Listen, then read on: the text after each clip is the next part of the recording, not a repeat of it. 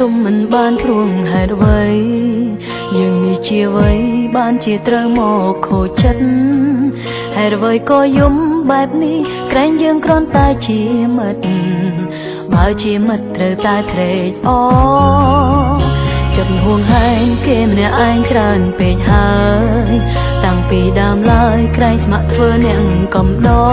រអារម្មណ៍នេះគិតពីអ្វីបើគ្រប់យ៉ាងប្រែជាល្អសោះនឹងរវល់កំដរគេទៀ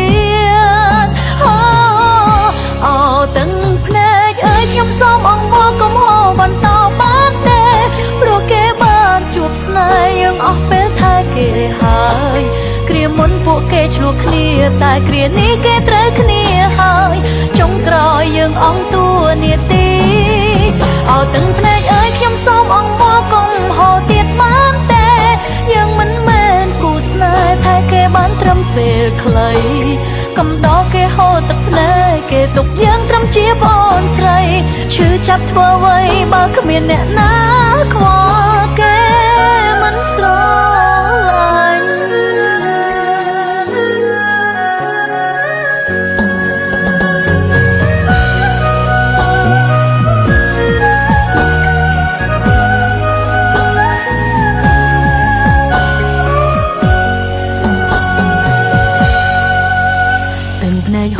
ទុកមិនបានព្រួងហេតុអ្វី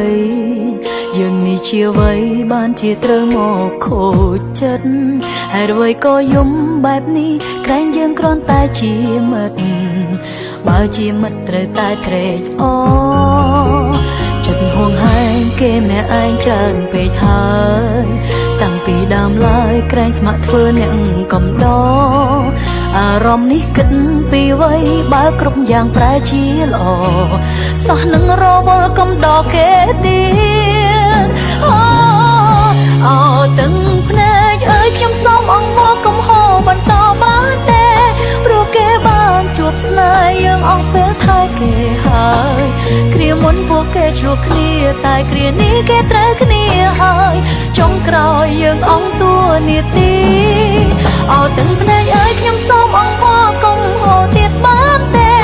យើងមិនមែនគូស្នេហ៍ថែគេបានត្រឹមពេលខ្លីកំដរគេហូរទឹកភ្នែកគេទុកយើងត្រឹមជាប្អូនស្រីឈឺចាប់ធ្វើអ្វីបើគ្មានអ្នកណាខ្វល់គេមិនស្រឡាញ់ទាំងភ្នែកអើយខ្ញុំសូមអង្វរកុំហៅបន្តបានទេ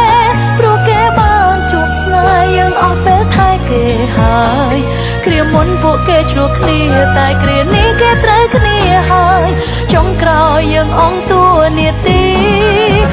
ទាំងភ្នែកអើយខ្ញុំសូមអង្វរកុំហៅទៀតបានទេយើងមិនមែនគូស្នេហ៍ថែគេបានត្រឹមពេលខ្លីកំដរគេហូរទឹកភ្នែកគេទុកយើងត្រឹមជាប្អូនស្រីឈឺចាប់ធ្វើអ្វីបើគ្មានអ្នកណាខ្វល់គេមិនស្រឡាញ់កំដរគេហូរទឹកភ្នែកគេទុកយើងត្រឹមជាប្អូនស្រីឈឺចាប់ធ្វើអ្វីបើគ្មានអ្នកណាខ្វល់